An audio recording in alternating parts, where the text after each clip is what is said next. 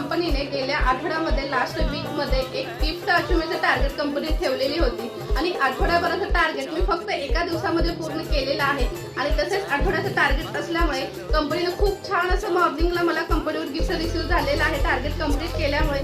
चला तर मग ओपन करून बघू या कंपनीने माझ्यासाठी काय पाठवलेलं आहे।